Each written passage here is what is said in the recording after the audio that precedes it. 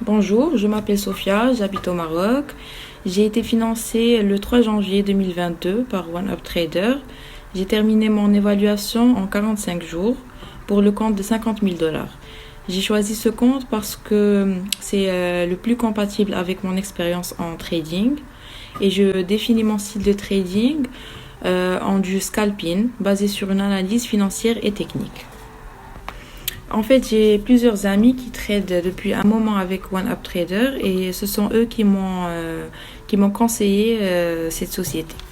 Alors en réalité, j'ai déjà recommandé OneUpTrader à plusieurs de mes amis car je trouve que les règles de OneUpTrader sont des règles qui sont assez simples et qui conviennent pour les traders qui sont débutants ou les traders professionnels.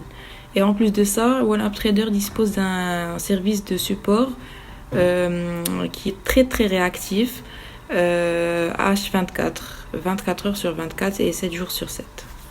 Alors comme je viens de le citer, l'équipe de support de OneUpTrader est très efficace, réactive et rapide. Ils règlent les problèmes sans difficulté. Quand je leur demande quelque chose, ils me répondent sur le champ.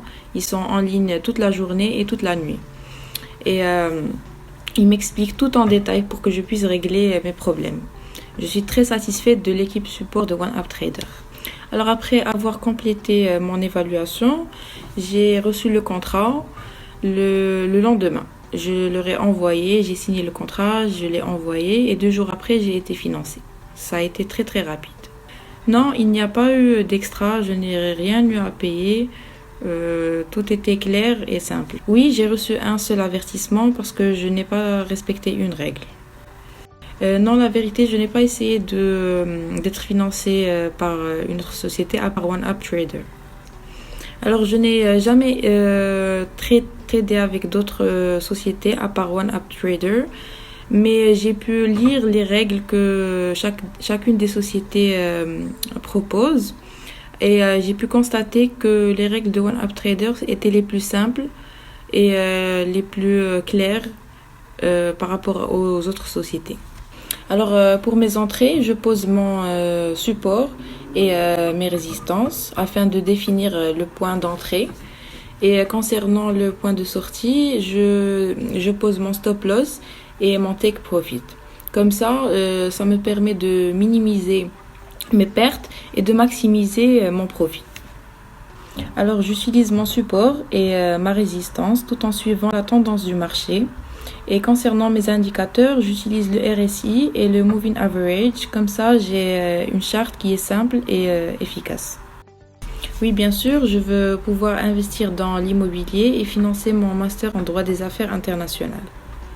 Alors je commence ma journée en lisant les news de la journée.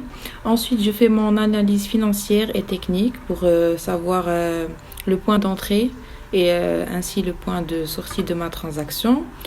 Ensuite, une fois terminé, je fais un peu de sport pour évacuer le stress de la journée et je fais aussi un peu de yoga. Alors oui, bien évidemment, sur le plan du trading, je prends de plus en plus mon temps pour trader. Et sur le plan psychologique, je me sens à l'aise parce que je sais qu'il y a un montant que je dois laisser sur le compte afin d'avoir une marge assez importante avant d'atteindre le drawdown.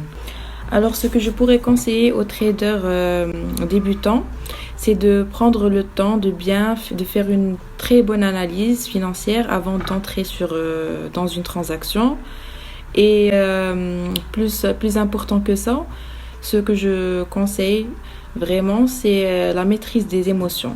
Car dans le monde du trading, il faut savoir maîtriser ses émotions pour ne pas stresser et ne pas sortir, par exemple, dans une transaction alors que le marché ne fait qu'une simple correction. Il faut vraiment maîtriser ses émotions. Et je souhaite une très très bonne chance à tous les traders qui vont passer leur évaluation.